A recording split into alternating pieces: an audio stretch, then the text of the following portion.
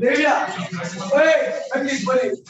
तो last class में हमने पढ़ा था भैया पोटेंशियल नहीं डिस्टेंस ऑफ क्लोजेस्ट अप्रोच है ना, distance of closest approach last class में पढ़ा, ठीक है भैया। आज की क्लास में अभी मैं करा रहा हूँ पूरे करा, ठीक है। तो आज ही क्लास में हम जो करने आ रहे हैं भैया वो थर्ड वाला केस पूरा कंप्लीट करेंगे और उसके बाद दो और पोटेंशियल रिलेटेड छोटे छोटे टॉपिक्स हैं उनको कंप्लीट करके आज की क्लास उतना जल्दी खत्म होगी, ठीक है भैया। कल से कैपेसिटेंस चालू होगा, कल परसों और संडे 3 दिन कैपेसिटेंस चलेगा, चैप्टर नंबर 2 खत्म हो जाएगा, ठीक है भैया। उसके बाद 1-2 दिन क्वेश्चन करेंगे इसके एनसीईआरटी के जो भी टेक्स्ट बुक के पीछे के एग्जाम्पल तो काफी सारे कर रखे हैं, ठीक है भैया। ओए बोलिए नहीं, तो पूरी एनसीईआरटी खत्म करने के बाद उसके बाद फिर जाएंगे थर्ड चैप्टर में। थर्ड चैप्टर थोड़ा स्पीड में चलेगा, क्यों? क्योंकि बहुत सारी चीजें ऐसी हैं जो आपने पहले भी पढ़ रखी है, कोई दिक्कत होने वाली नहीं है भैया। तो भैया स्टार्ट करता हूं भैया, कल मैं डिस्टेंस ऑफ क्लोजेस्ट अप्रोच के थर्ड केस में था, ये भैया आसान था, ये भैया केस नंबर 3 उसी के आगे बढ़ा रहा हूं भैया। Distance of closest approach, closest approach, ये भैया इसमें था क्या कि भैया एक चार्ज पार्टिकल जिसके ऊपर चार्ज q था, इसका मास m था, ये v वेलोसिटी से इस वाली लाइन में आगे जा रहा है, ठीक है। एक दूसरा चार्ज था जिसके ऊपर चार्ज q था, इसके मास की आवश्यकता नहीं है इसलिए हम मास नहीं लिख रहे इसका, ये भैया ये अपनी जगह पे फिक्स था, क्या था? फिक्स था और रेस्ट में था, मतलब इसके अंदर ना किसी प्रकार की मूवमेंट नहीं होती, ठीक है। इसकी जो लाइन थी वो ये थी, इसकी जो लाइन थी ये थी। अच्छा स्टार्टिंग में दोनों की लाइन के बीच का जो डिफरेंस था वो क्या था? ये d था, क्या था? d था। ये पार्टिकल पास में आने लगा, जैसे ही इससे इंपैक्ट हुआ तो इसमें, क्योंकि इसके ऊपर ही प्लस चार्ज है और इसके ऊपर भी क्या है? प्लस चार्ज है, इसने इसको क्या किया? रिपेल कर दिया और इसने अपनी डायरेक्शन को क्या किया? ऐसा कर दिया, ऐसा चेंज कर दिया, ठीक है। तो ये जो आपका मास था m, इसके ऊपर चार्ज क्या था भैया? q1, वो अब इस डायरेक्शन में v डैश वेलोसिटी से आगे बढ़ गया, कितनी वेलोसिटी से? तो इस वक्त जो इनके बीच का सेपरेशन है इसी को हम क्या कहते हैं? Distance of closest approach. चलो भैया इसे ही निकालते हैं, ठीक है भैया। तो देखिए भैया बड़ा आसान सा तरीका, ये तो रेस्ट में है तो इसके पास ना तो मोमेंटम होगा किसी प्रकार का, ना ही कोई काइनेटिक एनर्जी।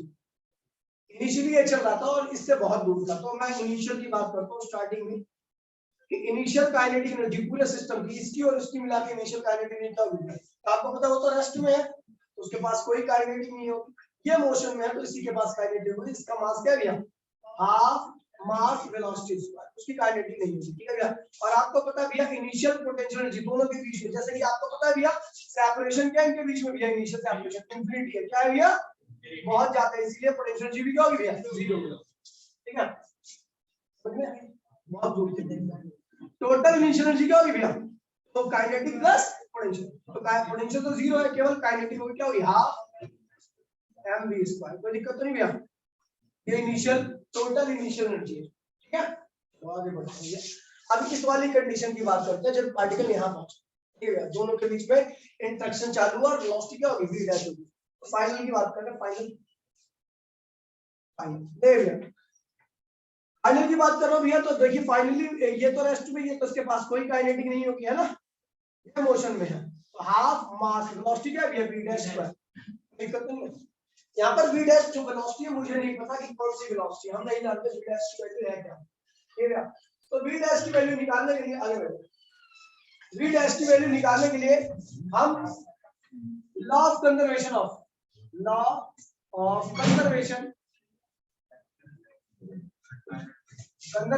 एंगुलर मोमेंटम कर रहे हैं, क्या कर रहे हैं भैया? Law of conservation of angular momentum. क्या क्या कहता है भैया law of conservation of angular momentum? याद है? अगर बाहर से किसी प्रकार का टॉर्क नहीं लग रहा तो initial angular momentum equals to final angular momentum, ठीक है। अगर बाहर से इफ टॉर्क इक्वल्स, यहां पे कोई टॉर्क नहीं लगा, अगर एक्सटर्नल टॉर्क की वैल्यू क्या है भैया? 0 है, तो initial angular momentum equals to final angular momentum, दोनों एंगुलर मोमेंटम क्या होते हैं भैया? बराबर होते हैं। तो एंगुलर मोमेंटम होता क्या? मास वेलोसिटी इनटू रेडियस, क्या था? तो इनिशियली मास क्या था भैया? m, वेलोसिटी क्या थी? v, और इसका दूरी क्या थी भैया? v। अच्छा इसका कोई मोमेंटम नहीं होगा कि रेस्ट में, इसका कोई एंगुलर मोमेंटम नहीं है, तो इसलिए इसका मोमेंटम नहीं होगा इनिशियली, केवल इसके पास मोमेंटम होगा। फाइनली देखिए भैया फाइनल मोमेंटम, तो फाइनली भी रेस्ट में तो इसका अभी भी कोई मोमेंटम नहीं होगा। ये इसका मोमेंटम देखिए, मास कितना है भैया m, वेलोसिटी कितनी भैया v डैश हो गई, और डिस्टेंस कितना हो गया भैया r नॉट हो गया। इस एक्सिस से, ये एक्सिस है, इस एक्सिस से दूरी नहीं है, तो पहले एक्सिस से दूरी क्या थी d थी, अभी कितनी दी होगी r नॉट होगी, ठीक है भैया। तो m से m क्या हुआ कैंसिल हो गया, तो v डैश की वैल्यू क्या आ गई भैया vd अपॉन में r नॉट आ गई, ठीक है।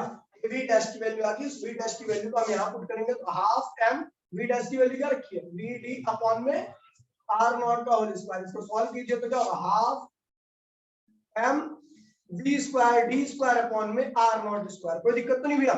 चलो भैया ये फाइनल काइनेटिक आ गई। अच्छा फाइनल पोटेंशियल क्या होगी भैया, तो भैया देखिए मास इसका आ गई भैया, इसके पर चार्ज क्या है भैया q1, दूसरे में चार्ज क्या है q2, और दूरी क्या है भैया r नॉट, ये भैया टोटल फाइनल एनर्जी क्या होगी भैया काइनेटिक प्लस पोटेंशियल। काइनेटिक क्या है भैया half mv square d square upon में r नॉट स्क्वायर, और फाइनल पोटेंशियल क्या होगी भैया के q1 q2 अपॉन में दूरी क्या है भैया r नॉट है। तो ये टोटल फाइनल एनर्जी आ गई, और ये क्या होगी भैया टोटल इनिशियल एनर्जी आ गई। मुझे पता है law of conservation of energy को अगर अप्लाई करें according to law of conservation of energy क्या कहता है भैया total initial energy equals to total final energy. Total initial energy आपको पता क्या है भैया हाफ mv स्क्वायर, और टोटल फाइनल क्या है भैया तो half mv square d square upon में r नॉट स्क्वायर, और ये क्या हो गया plus k q1 q2 upon में r नॉट। ठीक है भैया, इसको सॉल्व कीजिए तो भैया क्या होगा r नॉट की वैल्यू आप सॉल्व कर ही सकते हो, क्योंकि सारी चीजें तो मैंने एडजस्ट कर दी। निकालोगे r नॉट की वैल्यू, अब तो है क्या तो दिक्कत तो नहीं होने वाली। r नॉट इस तरीके से देखिए एक बार और समझ लीजिए इस चीज को कि मैंने बताया भैया एक पार्टिकल दूसरे पार्टिकल की लाइन से अलग चल रहा था, ये पार्टिकल क्या है रेस्ट में, ठीक है भैया इसका मास m है, इसके ऊपर चार्ज q है, चार्ज क्या पॉजिटिव और ये वेलोसिटी v से चल रहा है, ये रेस्ट में भी इसकी वेलोसिटी भैया रेस्ट में है तो इसकी वेलोसिटी क्या होगी 0, ठीक है। तो मैंने कहा एनर्जी कितनी होगी, तो एनर्जी क्या होगी काइनेटिक और पोटेंशियल होती है, तो काइनेटिक क्या होगी इसकी तो 0 होगी क्योंकि ये रेस्ट में। पोटेंशियल क्या होगी भैया, तो पोटेंशियल एक दूसरे से इंटरेक्शन के बाद आती है, तो आपको पता है डिस्टेंस इंफिनिटी है तो कोई इंटरेक्शन नहीं होगा, यानी पोटेंशियल क्या है भैया 0, तो टोटल क्या होगी काइनेटिक प्लस पोटेंशियल, ठीक है भैया। अच्छा फाइनल की बात करूं तो फाइनल काइनेटिक क्या होगी भैया, ये तो अभी भी रेस्ट में, तो इसके पास अभी काइनेटिक नहीं, जो काइनेटिक होगी इसके पास होगी क्या होगी half m v dash square, half m v dash square, ठीक है। और इनके बीच में पोटेंशियल क्या होगी तो k q1 q2 और दूरी क्या है भैया r नॉट है। अच्छा यहाँ पर v डैश की पता नहीं क्या है, v डैश भैया वेलोसिटी है, नहीं वेलोसिटी है, नहीं वेलोसिटी कैसे निकाला जाए, तो उसके लिए हमने law of conservation of angular momentum apply किया, क्योंकि टर्निंग इफेक्ट आ रहा है, और जहां पे टर्निंग इफेक्ट आता है वहां पर मोमेंटम नहीं एंगुलर मोमेंटम, फोर्स नहीं टॉर्क की बात किया, फोर्स नहीं टॉर्क की, मोमेंटम नहीं एंगुलर मोमेंटम, इन सब की बात किया है टर्निंग वो सिस्टम ऑफ फाइट के लिए आता है चैप्टर नंबर 7।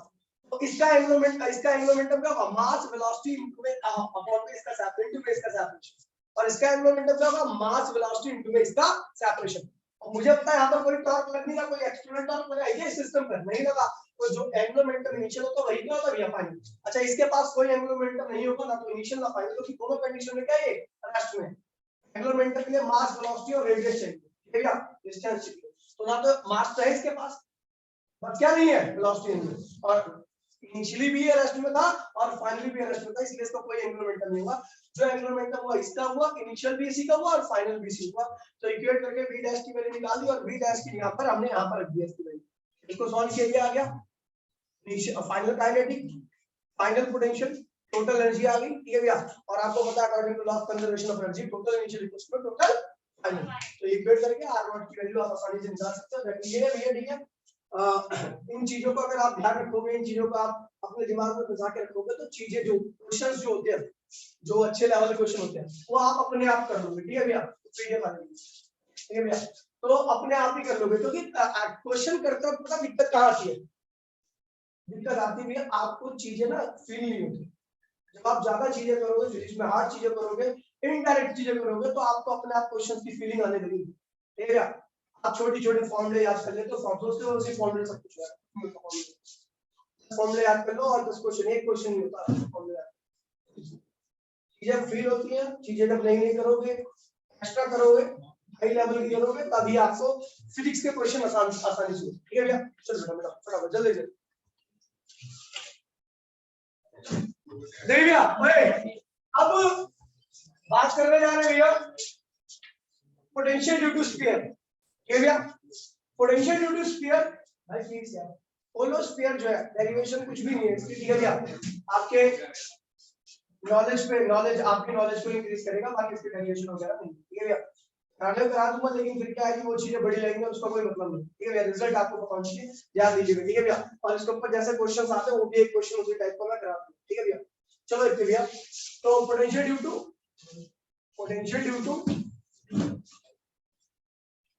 स्फीयर।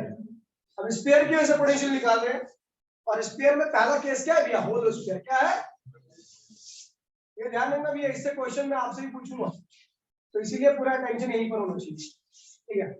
एक स्फीयर है जिसकी रेडियस क्या है भैया, आर है, क्या है, और इसको होलो है तो इसका जो भी चार्ज दूंगा तो वो कहां पे आएगा, इसकी सरफेस पे ही आएगा। तो चार्ज दे दिया मैंने और इसकी सरफेस पे आके अटैक होगा। चार्ज दिया उसकी वैल्यू क्या है भैया, +2, क्या है प्लस। मैंने 3 पॉइंट लिए, एक पॉइंट क्या था ए, और इसके सेंटर से दूरी क्या है इस पॉइंट ए की, ठीक है। एक दूसरा पॉइंट लिया बी, ठीक है भैया, जो कि कहां है इसकी सरफेस पे, और एक तीसरा पॉइंट लिया सी, एक चौथा पॉइंट लिया डी। इन सब जगह पे आप देख रहे हो भैया सी डी और ई सब क्या है, सरफेस के अंदर क्या है, ठीक है भैया। तो देखिए ए पॉइंट की बात कर रहा हूं भैया, अगर मैं ए पॉइंट की बात कर रहा हूं, ये चार्ज ए पॉइंट के रिस्पेक्ट में पॉइंट चार्ज का बिहेव कर रहा है। मैंने आपको पहले बताया था अगर पॉइंट आउटसाइड ऑफ स्फीयर लाई करता है तो स्फीयर कैसा बिहेव करता है, पॉइंट चार्ज के साथ, और पॉइंट चार्ज का जो पोटेंशियल होता है वही क्या, वो स्फीयर का ही पोटेंशियल होगा। फोन ले से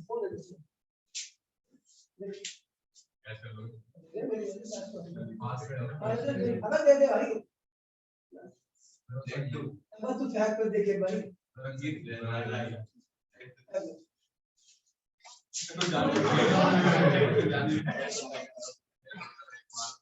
ठीक है। तो देखिए भैया ए पॉइंट पर, ठीक है भैया, ए पॉइंट पर पोटेंशियल निकालना, तो पोटेंशियल एट पॉइंट ए का होगा के क्यू अपॉन में small r act as a point charge, point charge की तरह बिहेव करेगा, नहीं, ठीक है। अब पहुंच जाते हैं भैया बी पॉइंट पर। बी कहां पर है भैया, सरफेस पर, तो आपको याद है सरफेस पर के क्यू अपॉन में आर, के क्यू अपॉन में, और ये क्या होता है भैया, मैक्सिमम पोटेंशियल, मैक्सिमम, ठीक है भैया। अब अंदर जाते हैं, ठीक है भैया, स्फीयर के सी पर। तो ये यहां पर मैं बता दूं, जो सरफेस पे पोटेंशियल होता है वही अंदर पोटेंशियल होता है किसी भी पॉइंट पर, आप चाहे आप ई डी सी और कोई भी पॉइंट होगा, कहीं पर भी होगा, लेकिन अंदर होगा उसका पोटेंशियल वही रहेगा जो स्फीयर की सरफेस होगा, सेम एज सरफेस पोटेंशियल। जो सरफेस पर पोटेंशियल है वही इसके हर एक अंदर पॉइंट पर, चाहे वो सी पॉइंट हो, चाहे वो डी पॉइंट हो, चाहे वो ई पॉइंट हो, सब अंदर है, कोई सा भी पॉइंट हो, बस वो क्या होना चाहिए भैया, अंदर होना चाहिए स्फीयर के, तो उसके ऊपर उतना ही पोटेंशियल होगा जितना उसकी सरफेस पे होगा। देखिए अंदर बराबर पोटेंशियल क्रिएट, सुन लीजिए मेन चीज है, अंदर हर एक पॉइंट पर कहीं पर भी पॉइंट, लेकिन अगर वो अंदर होगा तो अंदर की तरफ पोटेंशियल क्या होगा, सेम होगा। इसका रीजन है, देखिए बड़ा आसान था, देखिए इसको एक्सप्लेन कर रहा हूं मैं, रीजन नहीं दे रहा हूं इसका, ठीक है भैया। देखिए आपको पता है अंदर की तरफ इलेक्ट्रिक फील्ड क्या होती है भैया, जीरो होती है, क्या होती है, याद है चार्ज होलो स्फीयर के अंदर इलेक्ट्रिक फील्ड की वैल्यू क्या होती है, जीरो होती है। तो आपको पता वर्क होता क्या है, इलेक्ट्रिक फील्ड इनटू में डिस्प्लेसमेंट। जब आप यूनिट चार्ज को ले आते हो क्या ले आते हो भैया, मान लीजिए आप एक यूनिट चार्ज को ई से लेके कहां पे लेके चले गए, डी पर, ई से लेके कहां लेके गए भैया, डी पर। यूनिट चार्ज को, एक कूलम चार्ज को आप ई से लेके डी पर लेके चले, ठीक है। तो जब आप ई से डी पर जाओगे तो आपको पता है इस रीजन में इलेक्ट्रिक फील्ड की वैल्यू क्या है, जीरो है। अच्छा आपको पता है वर्क क्या होता है, ए ध्यान दीजिए वर्क होता क्या है, तो चार्ज जिस चार्ज को ले आ रहे हो या इसे इस ऐसे होता है, ठीक है। ध्यान दीजिए भैया हर पॉइंट पर अंदर की तरफ पोटेंशियल बराबर ही होता है, सुन लीजिए ये बता, आपको पता है अंदर की तरफ इलेक्ट्रिक फील्ड जीरो होती है, स्फीयर के तो पता है ना। तो वर्क होता क्या है, फोर्स, डिस्प्लेसमेंट और क्या होता है, पोटेंशियल डिफरेंस इनटू में चार्ज, ये दोनों ही वर्क के फॉर्मूला है। नहीं पता ये फॉर्मूला ये नया गया, ये नहीं पता ना, देखिए सुन लीजिए, मैंने उस दिन वर्क क्या कराया था, VA अगर मान लीजिए आप A से B पॉइंट पर किसी चार्ज को ले जा रहे हो, A से B पॉइंट पर किसी चार्ज को ले जा रहे हो, तो क्या होगा, एनर्जी एट पॉइंट B जो कि क्या होगी, QB इनटू में B इनटू में Q, और एनर्जी एट पॉइंट A जो कि क्या होगी, अबे B पॉइंट की एनर्जी क्या होगी, B पॉइंट का पोटेंशियल इनटू में चार्ज जिसको ले गए, और A पॉइंट की एनर्जी क्या होगी, A पॉइंट का पोटेंशियल इनटू में चार्ज। अच्छा Q कॉमन ले लीजिए तो VB माइनस VA हो जाएगा, VB माइनस VA होता क्या है, क्या भैया, डेल्टा V। क्या होता है भैया, पोटेंशियल डिफरेंस कहते हैं इसको, क्या कहते हैं भैया, तो वर्डन क्या होता है, इसके बराबर में तो डायरेक्टली लिख सकते हैं, ठीक है भैया। तो आपको पता है भैया इलेक्ट्रिक फोर्स, ये फोर्स है, फोर्स क्या होता है भैया, चार्ज इनटू में इलेक्ट्रिक फील्ड होता है, मतलब फोर्स क्या होता है, चार्ज इनटू में इलेक्ट्रिक फील्ड होता है, ये क्या हो गया, डेल्टा V इनटू में Q, ठीक है भैया। आपको पता है इलेक्ट्रिक फील्ड अंदर क्या होगा, जीरो, अंदर क्या होगा भैया, जीरो हो गया, तो अगर ये अंदर जीरो तो ये पूरी टर्म क्या होगी, जीरो, क्योंकि आपकी इलेक्ट्रिक फील्ड इनसाइड क्या होती है भैया, जीरो होती है, तो आप पे ये पूरी टर्म क्या होगी, जीरो, तो डेल्टा V इनटू में Q का प्रोडक्ट भी क्या है, जीरो, ठीक है भैया।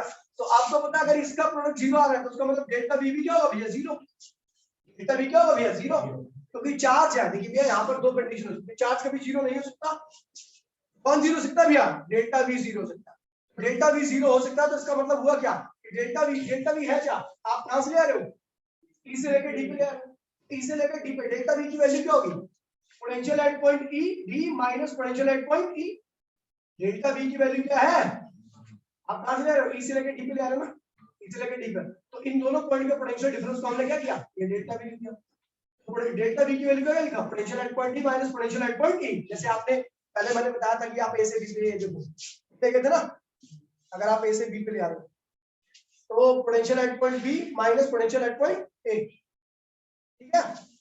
तो ऐसे आप जब D से E से D पर ले आओगे तो क्या potential at point D minus potential at point D, delta V की value equals to 0, potential at point D equals to potential at point C, दोनों पॉइंट का पोटेंशियल क्या आ गया भैया, बराबर आ गया, क्या आ गया, मेरी बात सुन रही है, तो भैया अगर जहां पर इलेक्ट्रिक फील्ड जीरो होती है तो वहां पर पोटेंशियल की वैल्यू क्या हर पॉइंट पर सेम रहती है, क्या होती है भैया, ठीक भैया।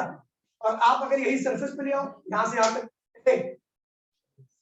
ये चार्ज को यहां से यहां तक ले आओ, तो आपको पता है इस पॉइंट का पोटेंशियल और इस पॉइंट का पोटेंशियल क्या है भैया, बराबर है, तो यहां पर भी वोल्टेज क्या होगा, जीरो होगा, अंदर भी वोल्टेज जीरो, बाहर भी वोल्टेज जीरो, तो अंदर के जैसे बाहर का पॉइंट वेट कर रहा है वैसे ही क्या कर रहा है, अंदर का पॉइंट भी, इसीलिए हमने कहा कि ये जो बाहर सरफेस पे पोटेंशियल होता है ये क्या होता है, अंदर हर एक पॉइंट पर पोटेंशियल होता है, ठीक है भैया, इस चीज को ध्यान रखना, ठीक है भैया। तो इसलिए अंदर ये वाले जितने भी पॉइंट्स होने चाहे कहीं पर भी हो, वो अंदर होने चाहिए, तो उनका पोटेंशियल क्या होगा, सेम एज सरफेस पोटेंशियल, ठीक है भैया।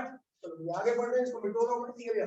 एक क्वेश्चन है छोटा सा, ठीक है, चलो कोई क्वेश्चन नहीं, कुछ पूछना नहीं, अब देखिए यहाँ पर अपने पास भी है एक दो स्फीयर है, एक स्फीयर ये रहा, एक स्फीयर ये रहा, एक स्फीयर ये रहा, है ना, तीन स्फीयर। अच्छा इस पे चार्ज क्या है Q1, इस पे चार्ज क्या है Q2, इस पे चार्ज क्या है Q3, ठीक है। इसकी रेडियस R1 है, इसकी रेडियस R2 है, इसकी रेडियस R3 है, ठीक है। एक पॉइंट A है, एक पॉइंट B है, एक पॉइंट C है और एक पॉइंट D है, ठीक है, ये पॉइंट है। अच्छा A पॉइंट यहाँ पर देखिए, B पॉइंट की दूरी क्या है भैया, x1, क्या है, C पॉइंट की दूरी जो है वो क्या है भैया, x2, और आपकी जो D पॉइंट की दूरी है वो क्या है भैया, x3 है, क्या है भैया, बोल रहा है भैया find potential at point A B and C, उन तीनों पॉइंट पर आपको क्या निकालना भैया, पोटेंशियल निकालना, ठीक है भैया। तो क्वेश्चन नहीं है लेकिन क्वेश्चन का कांसेप्ट है, इसी तरीके से आगे बढ़ना है। तो भैया बात करता हूं potential at point A point क्या है भैया, इस स्फीयर के भी अंदर है, बोला हाँ, इस स्फीयर के भी अंदर है, बोला हाँ, इस स्फीयर के भी अंदर है, ठीक है भैया। ए पॉइंट पर पोटेंशियल क्या होगा, क्योंकि जैसे कि आपको पता है ए पॉइंट जो है वो इस स्फीयर के अंदर है, तो मुझे पता है इसकी सरफेस पे जो पोटेंशियल होगा वही क्या होगा, इस पॉइंट पे पोटेंशियल होगा, बोलो हाँ, इसकी सरफेस पे कितना पोटेंशियल होगा, याद है, ए Q1, और दूरी क्या है, रेडियस क्या है इसकी, ये इस स्फीयर के अंदर भी है, ये वाला ए पॉइंट जो है वो इस स्फीयर के अंदर भी है, तो इस पॉइंट पर उतना पोटेंशियल होगा इसका जितना इसकी सरफेस पे होगा, के Q2 अपॉन में R2, और ये जो पॉइंट है वो इस स्फीयर के अंदर भी, इसकी सरफेस पे कितना पोटेंशियल होगा, जो भी होगा वही क्या होगा, ए पर होगा। क्या होगा, ए Q3 अपॉन में हमने प्लस क्यू किया सबको, तो ये स्केलर पॉइंट जोड़ दो सबको। ओके भैया, चलो बी पॉइंट की बात करते हैं। Potential at point B.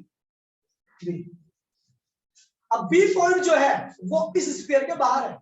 देखिए बी पॉइंट जो है वो स्फीयर के बाहर है, यानी ये वाला स्फीयर कैसा बिहेव कर रहा है, इसके लिए पॉइंट चार्ज कैसा बिहेव कर रहा है।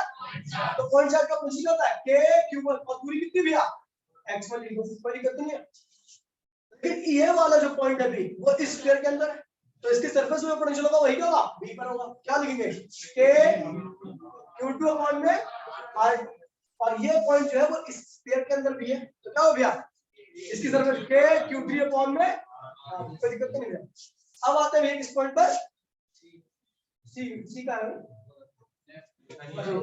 सी पॉइंट, ओए सी पॉइंट नहीं गया, वो इस वाले स्फीयर के बाहर है, पहले स्फीयर कैसा बिहेव कर रहा है, पॉइंट चार्ज का क्या होगा, k q1 और दूरी कितनी है स्फीयर के सेंटर से, x2, अगर इस पॉइंट की दूरी देख रहा हूं मैं, इस सेंटर से दूरी लेते ना, तो इस स्फीयर के सेंटर से इसकी दूरी क्या है, x2 हो गया।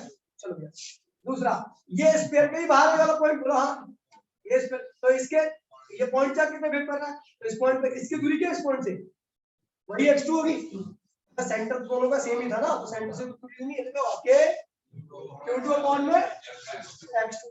अच्छा ये वाला जो पॉइंट है वो इस स्फीयर के अंदर है, इस पे क्या होगा भैया, k q3 अपॉन में, कोई दिक्कत नहीं ना।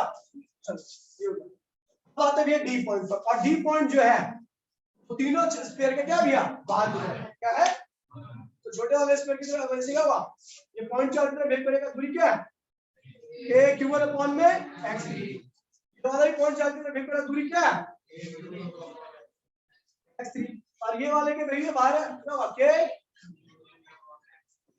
दिक्कत नहीं भैया, ये इन पॉइंट्स का पोटेंशियल, और इस तरीके के क्वेश्चन आते हैं, ठीक है। और मैं आपको दोबारा बता रहा हूं कि जो पॉइंट अंदर है उसके ऊपर वही पोटेंशियल होगा, किसी भी स्फीयर के अंदर है तो उस पॉइंट पर उस स्फीयर का इन्फ्लुएंस उतना ही होगा जो उसकी सरफेस पर है, ठीक है। लेकिन अगर पॉइंट बाहर है तो वो पॉइंट कैसा बिहेव कर रहा है, उसके लिए वो स्फीयर कैसा बिहेव कर रहा है, पॉइंट चार्ज की तरह। ये पॉइंट चार्ज वाला फॉर्मूला था, k q और दूरी उसके सेंटर, चार्ज के सेंटर से लेके वैसे, ठीक है, ठीक है। मिलो तो भैया, अब आते हैं भैया सॉलिड स्फीयर, क्या कर रहे हैं भैया, सॉलिड स्फीयर की वजह से पोटेंशियल निकालना में अलग अलग, ठीक है। मिलो तो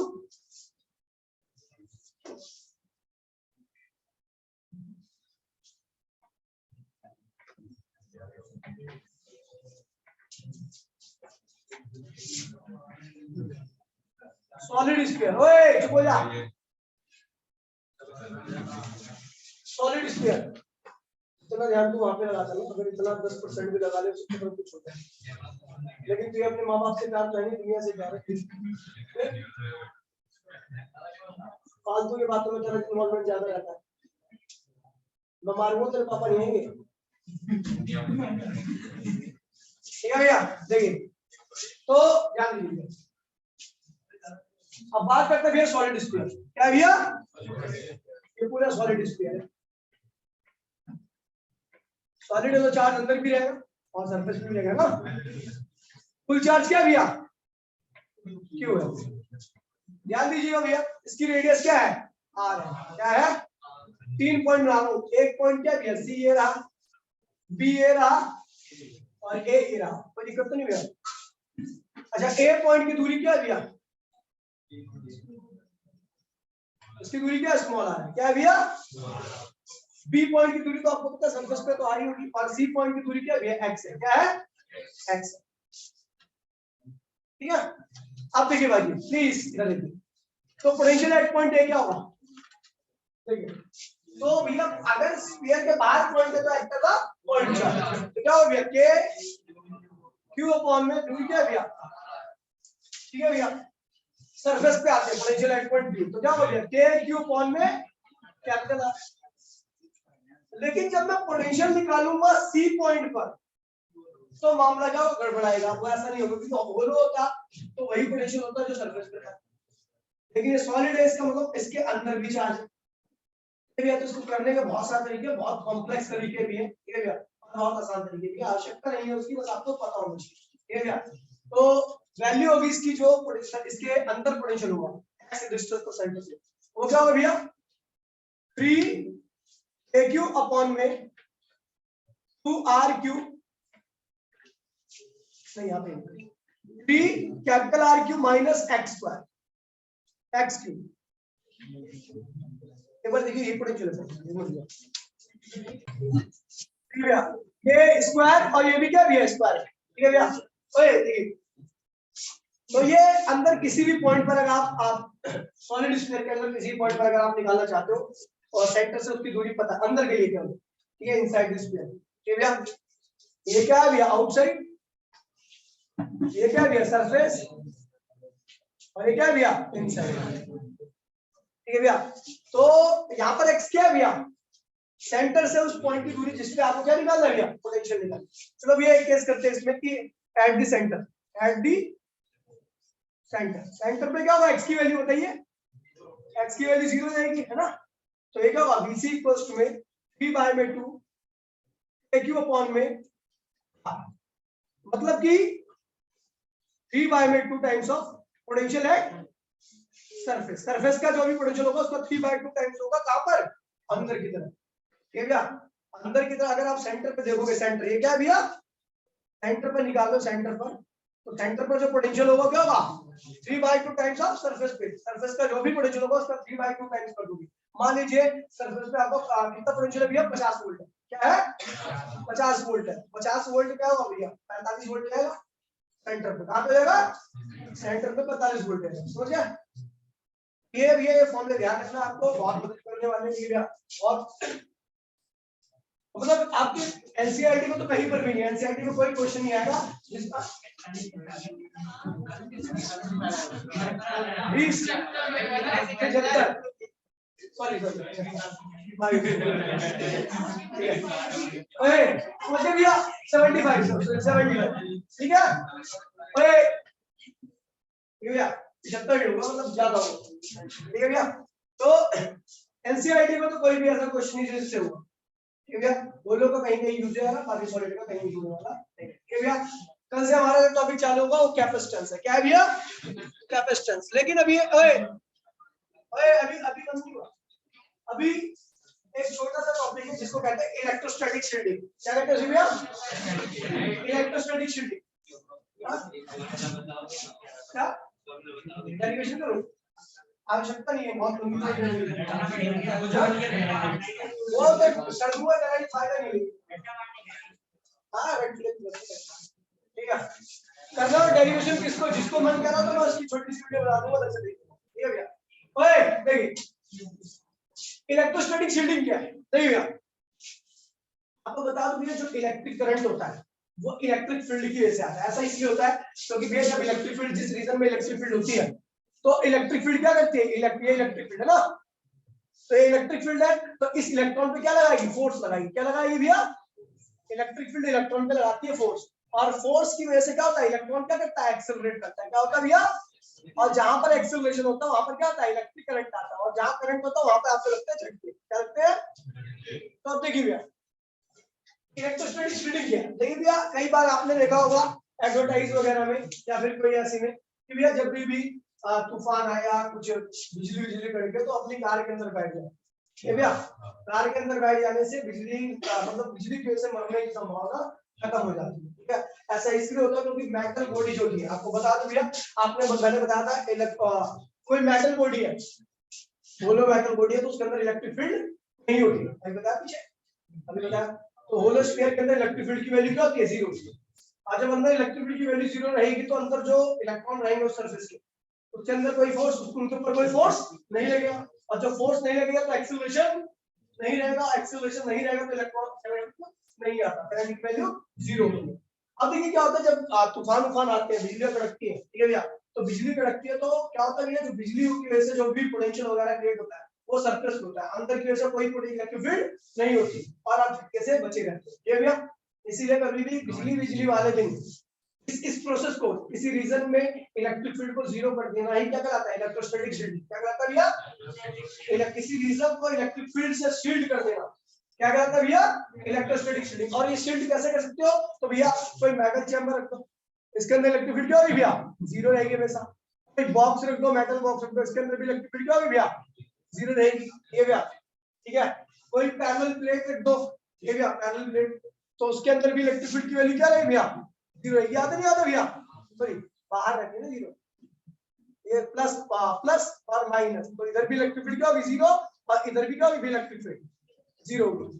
इसी प्रोसेस को किसी रीजन को इलेक्ट्रिक फील्ड से शील्ड कर देना, इलेक्ट्रिक फील्ड वहां पर ना पहुंच पाए, इसी को हम क्या कहते हैं इलेक्ट्रोस्टैटिक शील्डिंग। और जहां पे इलेक्ट्रिक फील्ड नहीं रहता वहां पे इलेक्ट्रॉन की मोशन नहीं होगी, करंट नहीं आएगा, झटका नहीं लगेगा भैया। तो इसीलिए जब भी आपको कहीं पर ऐसा लगे कि बिजली बिजली कड़कने वाली है, तो आपके पास अगर कार वार हो तो उसके अंदर ये नहीं हो तो फिर तो आपको मरना है, ठीक है। और कार वार का नहीं, कई लोगों को पता नहीं होगा, इससे पहले मेरे बताने से पहले, हाँ जिसको नहीं पता होगा तो वो कहेगा बेवकूफ है ये, तो मेटल की बॉडी में घुसेड़ रहा है और metal is the good conductor of electricity, बिजली गिरे तो मतलब पक्का पी लूंगा नहीं।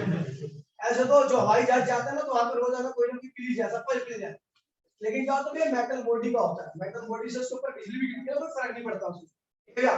क्योंकि अंदर इस अंदर वाले रीजन में इलेक्ट्रिक फील्ड की वैल्यू क्या होती है, जीरो, अंदर का इलेक्ट्रॉन की मूवमेंट नहीं होती, एक्सेलरेट नहीं होते, जब एक्सेलरेट नहीं होगा तो करंट नहीं आएगा, और करंट नहीं आएगा तो झटका नहीं लगेगा, ठीक है भैया। तो समझिए भैया इलेक्ट्रोस्टैटिक शील्डिंग, किसी रीजन को इलेक्ट्रिक फील्ड से शील्ड कर देना, इसी को क्या कहते हैं भैया इलेक्ट्रोस्टैटिक शील्डिंग, समझ गए भैया। तो बिजली बिजली जब कट गया तो कहां घुसोगे, ठीक है भैया। तो भैया कल से आपका एक नया टॉपिक चालू होगा जिसको हम कहते हैं भैया कैपेसिटर, ठीक है भैया। कल है थर्सडे वार और फ्राइडे वार और संडे वार को 3 दिन चलेगा ये टॉपिक, ठीक है भैया। चलो भैया मिलते हैं क्लास में, जय हिंद।